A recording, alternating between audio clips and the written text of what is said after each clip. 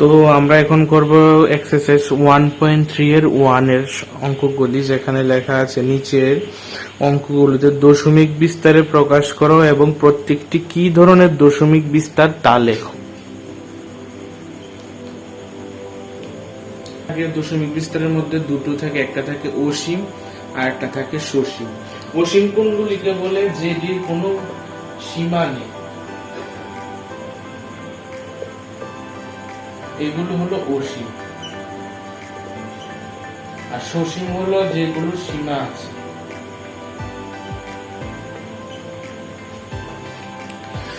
যে পয়েন্টের সংখ্যাগুলোর কোনো সীমা নেই সেগুলিকে বলে অসীম, এবং যেগুলি সীমা আছে সেগুলিকে বলে সসীম। তো আবার অসীমের মধ্যে দুটো ভাগ আছে, একটা হলো আবৃত আর একটা হলো অনাবৃত। অসীমের দুটো ভাগ,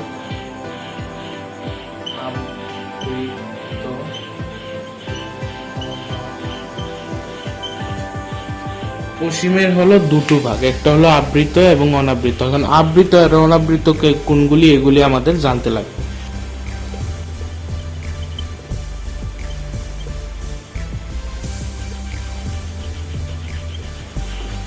তো আবৃত আর অনাবৃত কোনগুলিকে বলে? যে পয়েন্টের পরে কোনো সংখ্যা যদি সবসময় সিমিলারিটি পাই আমরা, তাহলে কিন্তু এগুলিকে আমরা 1.281 বার হিসেবে লিখতে পারি। এটা আমরা আগেও পেয়েছিলাম যে পয়েন্টের পরে কোনো সংখ্যা যদি সিমিলারিটি থাকে তাহলে 1.281 যে সিমিলারিটি থাকবে ওই সিমিলারিটির মধ্যে আমরা বার হিসেবে লিখতে পারি। তো যেগুলিকে আমরা বার হিসেবে লিখতে পারবো সেগুলিকে বলে আবৃত, আর যে সংখ্যাটাকে বার হিসেবে লিখতে পারবো না সেগুলি হলো অনাবৃত। আবার বলি, যে সংখ্যাটাকে আমরা বার হিসেবে লিখতে পারবো, যে পয়েন্টের সংখ্যাটাকে আমরা বার হিসেবে লিখতে পারবো সেগুলিকে বলে আবৃত, এবং যেটাকে আমরা লিখতে পারবো না সেটা হলো অনাবৃত। বার কোনটাকে বলে? এই যে পয়েন্টের এই যে দাগটা আছে এই দাগটাকে বলে বার। তো কোনগুলিকে বার হিসেবে লিখতে লাগবে? যেটার মধ্যে সিমিলারিটি আছে, যেমন এই যে 281 বারবার আসতেই থাকবে, সেগুলিকে হলো সিমিলারিটি, ওইসব সংখ্যাগুলিকেই বার হিসাবে লেখা যায়। বা 1.555555 বারবারে 5ই আসছে, বা বারে বারে 212121 আসছে, সেম সিমিলারিটি যেগুলি থাকে সেগুলিকে বলে আবৃত। আর যেটার কোনো সিমিলারিটি নেই, যেমন এখানে 51 ফির 551 5551 55551, মানে কি এটা বাড়তেই থাকবে, এটাকে কোনো সিমিলারিটি পরবর্তী সময় আমরা পাবো না, তো ওই সংখ্যাটাকে বলে অনাবৃত। তো এখন আমরা এই সংখ্যাটা দশমিক বিস্তার করব এবং দেখব এটা কি আবৃত না অনাবৃত হিসেবে আছে, অসীম আছে না সসীম আছে। তো এখানে আমাদের ভাগ করতে লাগবে। তো 100 দিয়ে তো 36 কে চাই না, তাহলে এখানে একটা পয়েন্ট বসিয়ে এখানে একটা আমাদের শূন্য বসাতে লাগবে। তাহলে 100 into 3 is equal to কত? 300। এখান থেকে মাইনাস করে নামছে 60 পয়েন্টের জন্য। আবার 100 দিয়ে তো 60 কে যায় না, তাহলে ওই পয়েন্টের জন্য একটা শূন্য আমরা বসাতে পারবো। তাহলে 6 into 600। এখান থেকে আমরা কত পেয়েছি? 0.36। তো 100 দিয়ে 36 কে ডিভাইড করার পর আমরা পেয়েছি 0.36। তো এটার একটা সীমা আছে, মানে এই দশমিক বিস্তার হলো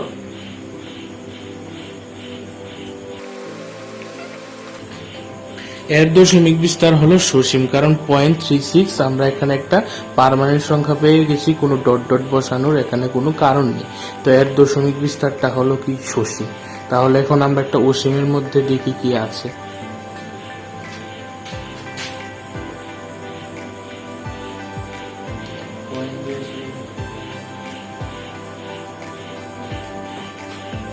তো এখানে একটা জিনিস আমরা দেখবো যে 11 দিয়ে যখন 1 কে ডিভাইড করি তখন তো 11 দিয়ে 1 কে ডিভাইড যায় না। তো একটা পয়েন্ট দিয়েছিল, আমরা একটা 0 নামিয়েছি, তো এসেছে কত? 10 প্রথমে, কিন্তু দেখা যাচ্ছে 11 দিয়ে 10 কেও যাচ্ছে না। তাহলে কি করতে লাগবে? পয়েন্ট তো আমরা একটা বসাতে পারবো, দুটা তো আর পয়েন্ট বসাতে পারবো না, তো আরেকটা 0 দিয়ে তারপর আরেকটা 0 বসাতে লাগবে। আমি আবার বলছি যে পয়েন্টের পরে শূন্য বসানোর পরও যদি ভাগ না যায় তাহলে আরেকটা 0 বসিয়ে 0 বসাতে লাগবে। যদি তবুও না যায় তাহলে আরেকটা 0 বসিয়ে এখানে আরেকটা 0 বসাতে লাগবে। তো এবার পয়েন্টের জন্য 0 তবু যায় না, তাহলে এখানে 0 দিয়ে একটা 0 বসাতে লাগবে, আবার 9 1 পয়েন্টের জন্য 0, আবার তবু তো 11 দিয়ে 10 কে যায় না, তাহলে আবার 9 0 বসিয়ে এখানে আরেকটা 0 বসাতে লাগবে, আবার 9 ইনটু, মানে এটা বারে বারে আসতেই থাকবে। তাহলে dot dot dot dot dot, তাহলে এখানে আমরা পেলাম 0.090909।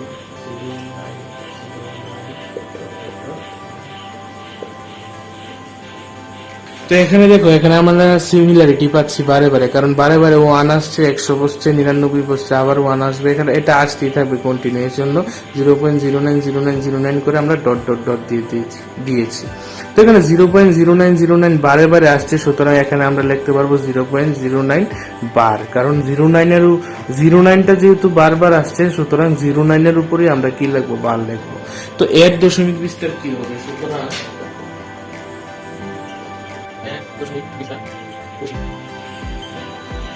এর দশমিক বিস্তারটা হবে অসীম, কারণ এখানে ডট ডট যেহেতু এসেছে বারে বারে, এটা আসতেই থাকবে, এটা কখনো শেষ হবে না, সুতরাং এর দশমিক বিস্তার হবে অসীম। এখন হবে আবৃত না অনাবৃত? আবৃত, এটা হবে আবৃত। কেন? কারণ বারে বারে একই সংখ্যা বারে বারে আসছে, 090909, সেটাকে আমরা ছোট করে যেহেতু লিখতে পেরেছি, সুতরাং অসীম এবং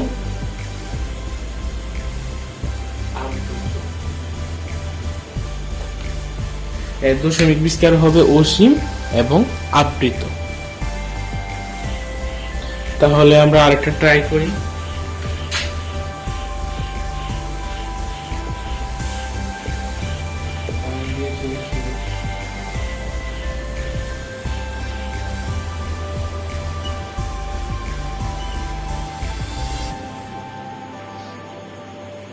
এখানে পয়েন্টের জন্য 0 বসিয়েছি, কিন্তু তবু 13 দিয়ে 10 কে যাচ্ছে না, সুতরাং এখানে একটা 0 বসিয়ে আবার এখানে একটা 0 বসাতে লাগবে।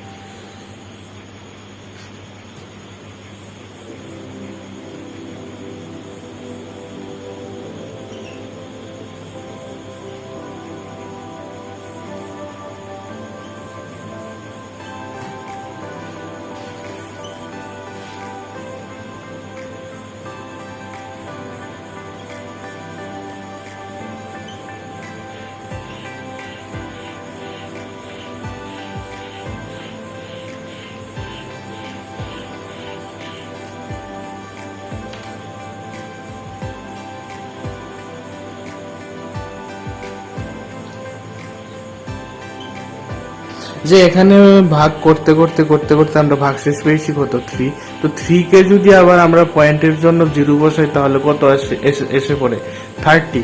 তো 30, তো এখানেও আমরা আগে একবার পেয়েছি, 30 কে আবার 13 দিয়ে ডিভাইড করলে আবার পুরোটা সংখ্যা আবার প্রথম থেকে এতটুকু অব্দি আসবে। তো এখানেও সেম, আবার প্রথম থেকে এতটুকু অব্দি আসবে। মানে কি, এই পুরোটা বারে বারে আসতেই থাকবে যতবার আমরা করতে থাকবো। মানে 13 দিয়ে যদি আমরা 3 কে ডিভাইড করি, তাহলে 0.230769 বারে বারে বারে বারে বারে বারে আসতে থাকবে। এতটুকু অবধি কত এসেছে, 230769। এটা যখন করবো এখানেও আবার আসবে 230769, আবার করবো, বারে বারে আসতেই থাকবে 230769। সুতরাং এখানে আমরা পেয়েছি 0.230769।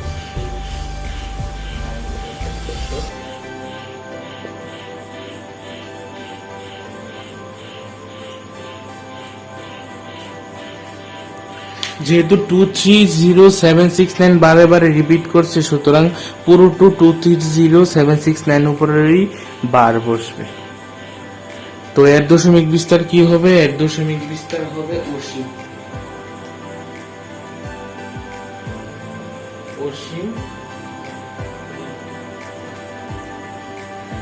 এর দশমিক বিস্তার হবে অসীম এবং আবৃত। তোমরা ভিডিওটা পজ করে বাকি অঙ্কগুলি তুলে নিতে পারো। তো এখানে দেখো, আবার দেখাচ্ছি আমি যে অসীম কেন হয়েছে, কারণ পয়েন্টের পরে ডট ডট ডট ডট বারে বারে আসছে। আর আবৃত কেন হয়েছে, কারণ একই সংখ্যা বারে বারে রিপিট করছে, তাই এটা হচ্ছে আবৃত। অসীম এবং আবৃত। বাকি যে অঙ্কগুলি থাকবে সেগুলি আমি ছবি পোস্ট করে দেব, তোমরা ছবিতে দেখতে পাচ্ছ যে বাকি অঙ্কগুলি কিভাবে করানো হয়েছে। তো নেক্সট আমরা আরেকটা অঙ্ক ট্রাই করছি।